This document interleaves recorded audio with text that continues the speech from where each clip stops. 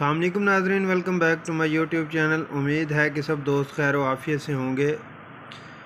आज हम बात करेंगे टैबलेट ज़ीथ्रोसान किस लिए इस्तेमाल की जाती है और इसके फ़ायदे क्या हैं, इसका नुकसानात क्या हैं और कौन कौन सी बीमारी में इसको इस्तेमाल करवाया जाता है। तो आज की इस वीडियो में हम मुकम्मल डिटेल से बात करेंगे। जिन दोस्तों ने मेरे यूट्यूब चैनल को अभी तक सब्सक्राइब नहीं किया वो मेरे यूट्यूब चैनल को सब्सक्राइब कर दें और बेल आइकन को प्रेस कीजिएगा ताकि आपको मेरी वीडियो बर वक्त मिलती रहे।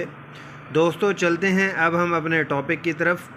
टैबलेट ज़ीथ्रोसान जिसका कम्बिनेशन यानी साल्ट नेम की बात करें, अज़ीथ्रोमाइसिन है। ये 250 मिलीग्राम में भी होती है और 500 में भी होती है। इसके अलावा सिरप फॉर्म में भी होती है, सस्पेंशन फॉर्म में।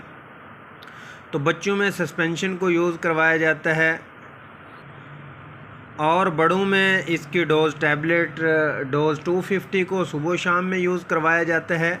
और ज़ीथ्रोसान 500 mg है, इसकी डोज़ ओडी होती है 500 की।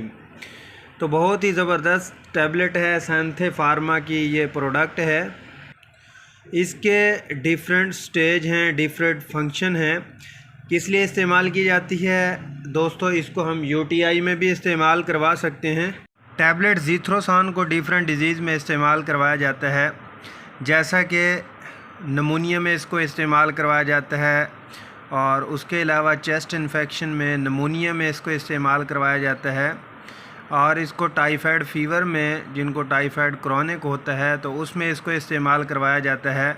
उसके अलावा यूटीआई यूरिनरी ट्रैक्ट इन्फेक्शन हो जाता है। अमूमन फ़ीमेल्स में प्रेगनेंसी के दौरान 7 to 8वें मंथ के अंदर यूटीआई प्रॉब्लम स्टार्ट हो जाती है, तो उसमें इसको इस्तेमाल करवाया जाता है। और इसके अलावा स्किन में इसको इस्तेमाल करवाया जाता है। जिनको स्किन प्रॉब्लम रहती है, स्किन एक्नी रहती हैं, तो अमूमन जो स्किन स्पेशलिस्ट हैं, स्किन वाले डॉक्टर्स हैं, तो इसको रिकमेंड करते हैं कि इसकी डोजेज देखकर उम्र के लिहाज से रिकमेंड की जाती है।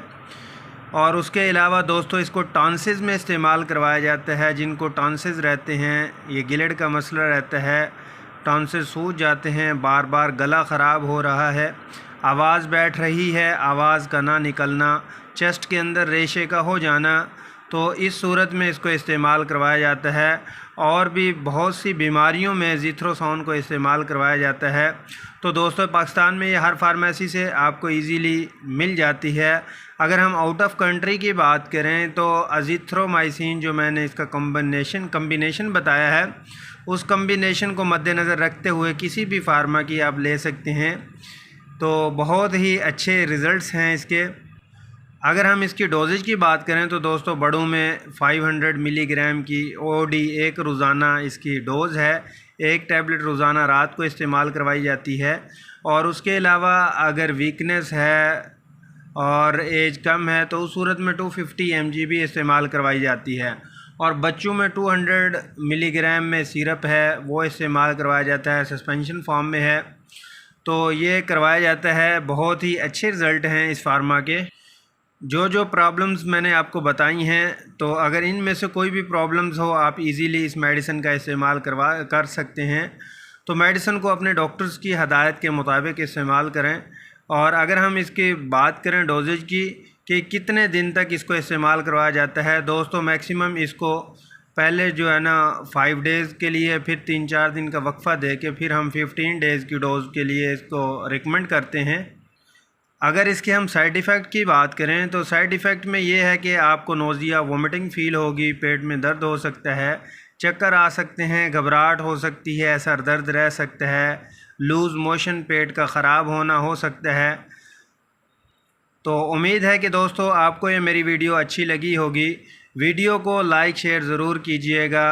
अपना ख़याल रखिएगा, घर वालों का ख़याल रखिएगा, दोस्तों का ख़याल रखिएगा।